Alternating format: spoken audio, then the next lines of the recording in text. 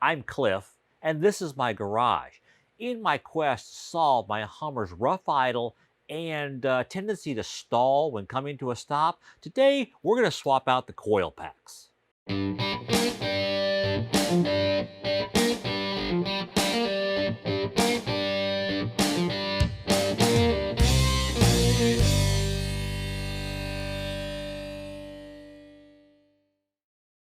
Hey, welcome back to the garage. And if this is your first time joining me, thanks for dropping by.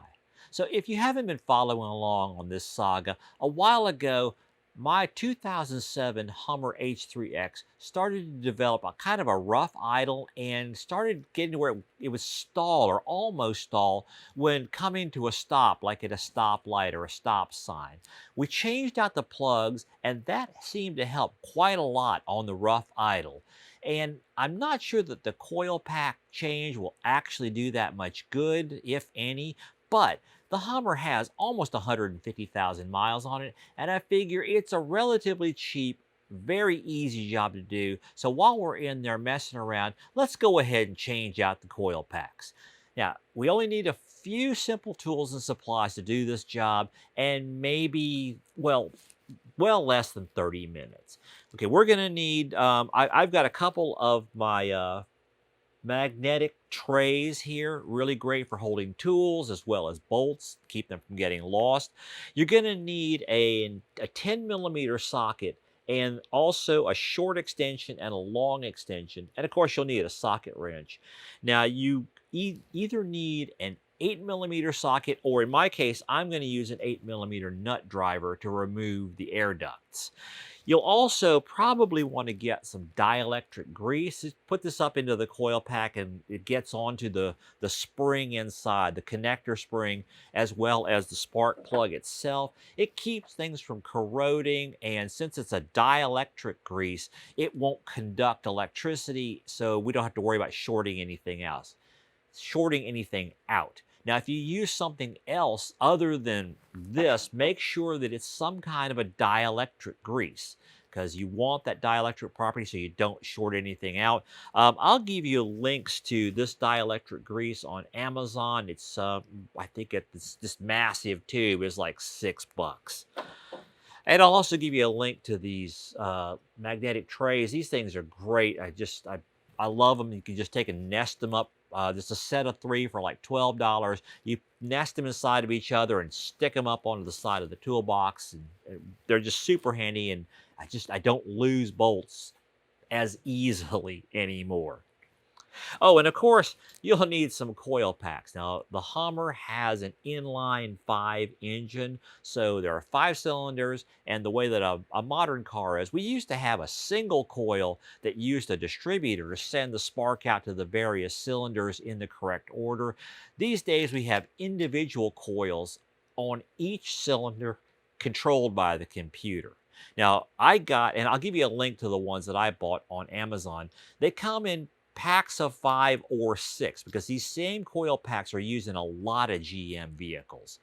I went ahead and got the pack of 6 because it was only a few dollars more for the exact same coil than a pack of 5. And even the best quality of these coil packs, there's a less than zero or a more than zero chance that you're going to get a bad one. So I figured for a few bucks, go ahead and get an extra one. Worst case, I've got a spare. Best case, I can cover myself in case I get a dud out of the box. Okay, so let's get started. I'm going to take the camera and move it around to this side so you can get a better view of what I'm doing. We'll start out by loosening 2 captive band clamps on this hose here. One is located here. The other one is located up by the air resonator or the intake resonator. We're going to take, and the screw mechanism for this one is right here in front. The screw mechanism for the other one is in the back side of it. Just loosen it a few turns.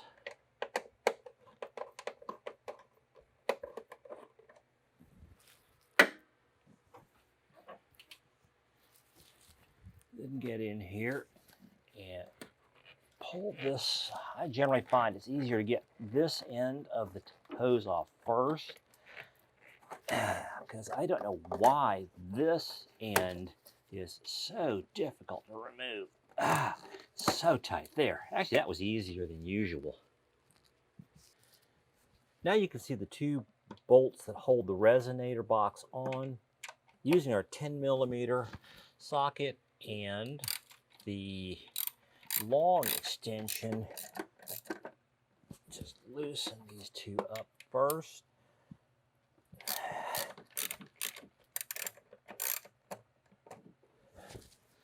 Then we'll take the extension off and just spin these by hand to get them completely undone.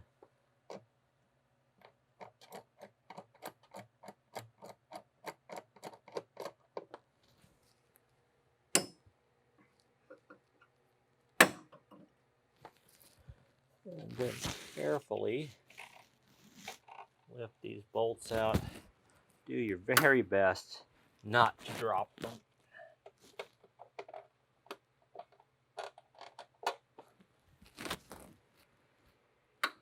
A nice set of magnetic sockets is on my wish list if anybody is doing some Christmas shopping for me. We also need to loosen up the air duct on the back side of the resonator box. And there are two band clamps, one that's holding it onto the resonator box, another one that's holding it onto the throttle body. So we need to loosen the one that's holding it onto the throttle body because it's easier to take this duct off with the resonator box. And this one, the screw is located in the front. Loosen it up a few turns. And now we just wiggle and get this entire box off together with the hose or with the duct. And you just need to be careful because on the back corner down here, there is a sort of a vacuum hose looking thing that needs to be taken loose also. Although if it pops loose off the box, it's easy enough to put back together. Just kind of wiggle this duct back a little bit, and then the whole thing comes off. And carefully lift this, and there's the hose right there. Now, like I said, if you were to pull this loose, it just connects right there, and you can let's put it back where it's focused, and you can easily just put this back together. It tucks in there. Set that aside, and we've now exposed the coil packs here, and I'm going to move the camera back around to this other side to give you a better view of that. And just on a side note, there are people who advocate removing this resonator box entirely and replacing it with a straight piece of ductwork. And their thinking is that this is some kind of a muffler, so it's restricting their airflow and reducing their horsepower. Well, none of that is true. First of all, it's not a muffler, it's a resonator. Second, if you turn and you look down through here, you can see that that's a straight shot. There is no air restriction whatsoever in this thing. So removing it will not help your horsepower. In fact, it will cost you horsepower. This thing is designed to smooth out the airflow into your engine, and removing it now, if you replace this with a straight piece of pipe, it's no longer there to do its job. You will actually lose horsepower if you remove the resonator and just use a straight pipe. So bottom line, these people are incorrect. Do not do this. Now for each coil, the first step is to remove this wiring harness connector. And we do that by pulling back on this little gray piece. And what that does is it unlocks this release lever that you've got to push down in order to remove the connector.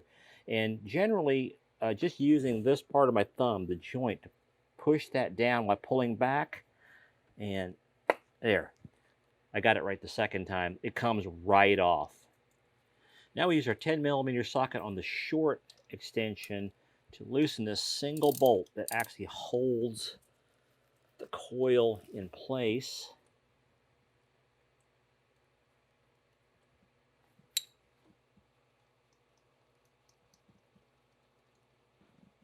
Now, on your car, these coils may look a little different. This bolt may be a captive bolt that won't come out. This may be a slightly different shape. These coils are used in a lot of different GM vehicles, so, and they change over the years. So on your specific Hummer, these may look a little different. Make sure you get the correct ones for your year, model year of Hummer. Once that bolts out, this just wiggles and it pops right off and comes out. Just to show you what this looks like, this is a little flexible rubber boot, and it is held on with a flange. This, well, should come off fairly easy. Well, this one's fighting me. Okay, there we go. And it just fits over this little into this little notch here. This is the actual coil pack. And then inside here, I'm trying to get a hold of it, is a little spring. And this spring is what actually makes the connection between the coil contact and the spark plug down in there. Now, if you get a coil pack that's only this part, you're going to have to transfer this boot over because it also forms a seal around the bottom of the coil pack to the engine. All right, our new coil pack does indeed have a captive bolt. It's captive because it's got this little washer thing on it, and it comes with the boot and spring installed. Not sure if you can see that spring in there, but it is already there.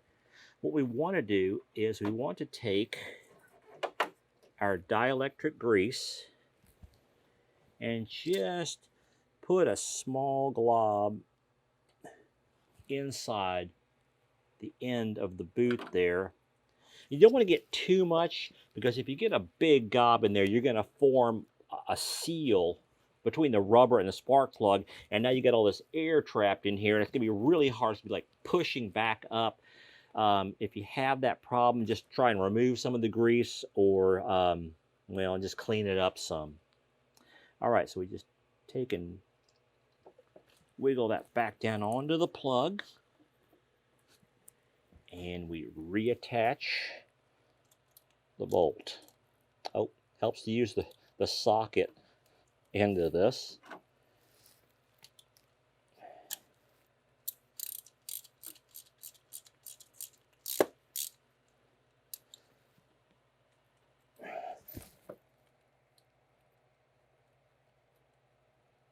Now this is tedious. I'll be back. I went and grabbed my DeWalt impact driver, not for the power, but just because it's a whole lot easier to use this. There we go. Okay, now we just take and put this connector back on and push the lock back in position. And that coil is all done. What I want to do now is I always like to do this once I've done one of these, just to make sure I've got my procedure right. I'm going to do a quick start on the car and make sure it's still working right. Test startup went fine, so it looks like we did cylinder 2 exactly the way it needs to be done. Now cylinders 3, 4, and 5, they are exactly the same process. Cylinder 1's a little bit different because the retention bolt for cylinder 1, for pack 1, is hidden back here behind this piece of plastic here, this little raceway where some of the wiring harness runs through this. And so it's hard to get to. And to tackle that, what you need is, I forgot to mention this beginning, you really need, and should have in your bag of tricks or tools, is one of these socket or swivel socket adapters. That lets us reach back here and get on that bolt. A little bit tricky. All right, there we go. Once we've got it on the bolt, take our socket wrench, put it on this long adapter, and break that thing loose. Just got to kind of do this slowly. That will release that. And just do this slowly to keep that swivel adapter from just kind of wonking off to the side. And after a certain point, it's just hitting the race too much as that bolt head rises up. So at that point, just reach in here with your fingers and do it. Pretty tedious, but, and just keep checking every so often, because the bolt will come loose. You can take it out, or when it comes loose there, just pull the entire, first of all, let's get this connector off. We'll tough to get that to back out. Get this thing off of here.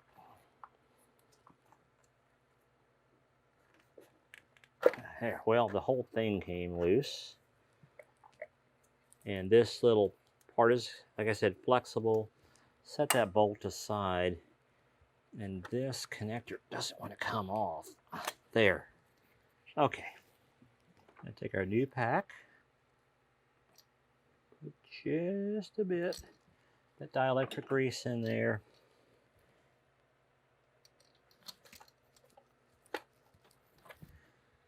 Back in place, and then work this in there.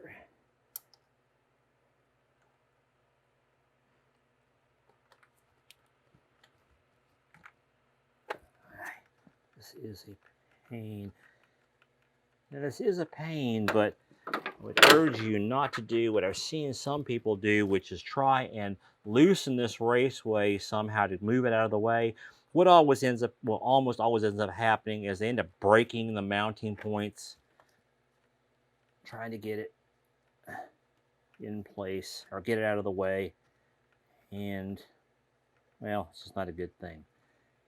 All right, trouble getting this captive bolt into the correct spot.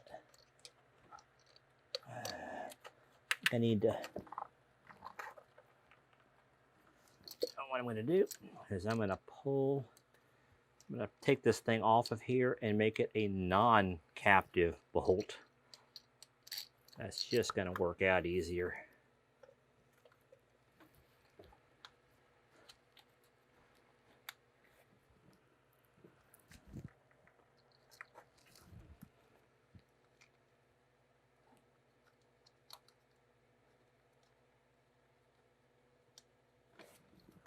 Yes, this is a pain. Never had this much trouble getting one in here.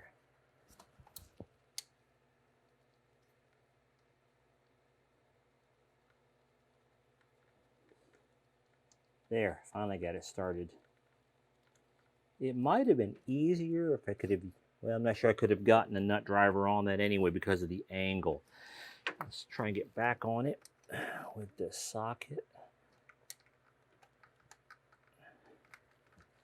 Okay, it's working.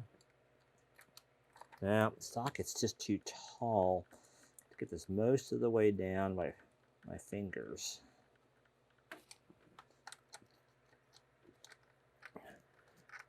Yep, this one's a pain.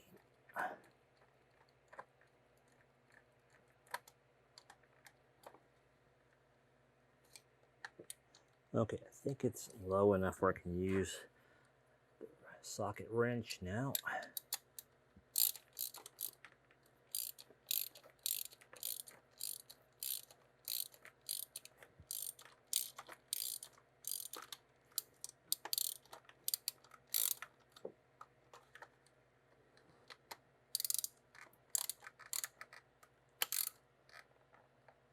There. Reattach connector, slide in the lock, and that one's done.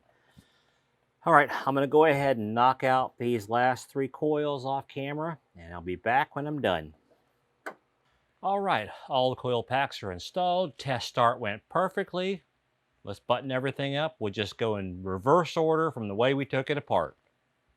Something I should mention is when you're putting the resonator box back on, don't confuse the coil bolts with the resonator box bolts. I've done that before. As you can see, the coil bolts are considerably shorter and they just won't catch the little spring threaded insert that's on the side of the engine. So make sure you got the longer ones, the ones with the, in my case, they've got washers on them. All done. fired it up, took it for a little short test drive. Everything's working fine, perfectly happy. So it's a good day. Now, the total cost on the coils, or for the whole job, was the coils were I think around $65. I'll give you a link to those in the description below the video. And I used like 5 cents worth of that dielectric grease. I did some calling around just to check. I got quotes on a coil swap from, I don't know, 4 or 5 different mechanics in the area, and they all came in between around $250 and up to around $300. So my total savings for 15 minutes of my time, and your total savings for 15 minutes of your time, if you live in this area, is going to be somewhere like 180 up to $250. So that's a pretty significant savings for a job that's really fairly straightforward. As you saw, it only takes a few simple tools, and just follow the directions and you'll be fine. As always, everyone, thank you so much for watching, liking, and sharing my videos. Now, it's a constant battle on YouTube to be recommended by YouTube, and you're fighting their algorithm to try and make sure that you place as highly as possible in searches. One of the best things you can do to help me out with that is to like this video. Click on that thumbs up button down there and let YouTube know that you enjoyed this video. Even better, if you're not one of my subscribers, and about 99% of the people who watch my videos are not subscribers, please do me a favor. Go down there, find that big red subscription button, not that one right there, but the one down below the video, and subscribe to my channel. Now, keep in mind that it doesn't cost you a penny to subscribe. It's not there's no subscription fee. And also, you're not going to get a blizzard of emails from me or anything like that. Now, if you do, however, want to keep up with everything I'm doing on the channel and you want to specifically be notified, then you click on that bell icon. And when you click on that, it changes shape to look like it's ringing. And you've now turned on YouTube's notifications just for this channel. And that way YouTube will let you know, which is a short little message, that I have uploaded something new from here in Cliff's Garage. I will see you guys next time.